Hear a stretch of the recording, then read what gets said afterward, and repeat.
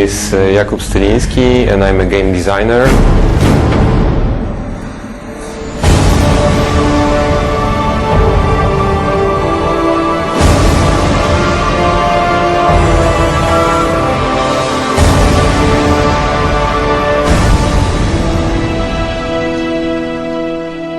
Sapkowski by some people is called the greatest fantasy writer in Poland. Short stories and novels about the Witchers are acclaimed, widely acclaimed. The biggest difference of what Sapkowski writes is that there are two themes, the grey instead of black and white, and links to the modern culture. The main storyline is about 40 hours of gameplay to explore all the possible quests and to visit all the places. You need around 80 hours. So world in The Witcher is a huge place to explore.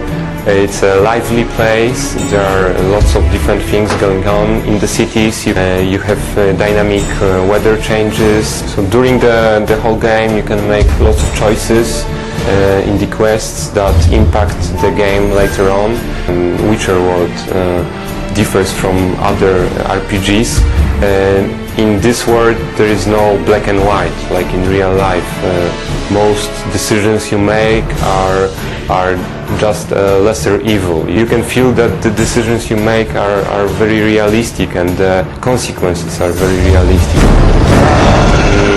We want the combats to be easy to learn, intuitive and easy to master.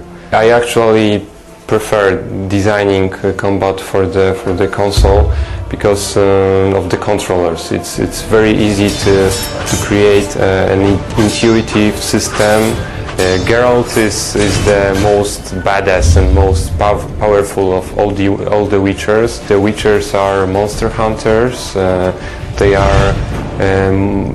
are not normal people. They are kind of mutants. He's sometimes referred to as the White Wolf. For the sword combat, which has 6 different styles. We have 6 different unique combat styles. Witcher can use different kind of weapons. He can use steel sword against human opponents. He can use silver sword against monsters. The sequences are totally new and it gives much more control than in the original version. It's much more dynamic and much more exciting for the player also. For the sword combat we also have signs. Player can learn 5 signs during the whole game, and the signs can be mixed with the sword combat. You have a full control and you can customize the combat style and the character exactly as you want to. So obviously the controls are very different in the console adaptation. They're actually better than in the original version. There is a huge difference between the PC and consoles and what PC player expects and what console player expects. We created a completely new combat system that is more dynamic and more engaging. But the main difference is that in the console version, player has a full control. There are hundreds of new mock-up animations. In the console version, we also wanted the movement of the character, the main hero, and the enemies to be more realistic and fluent. So we are mock-upping lots of new movement and attack animations. First of all, hero has a new model.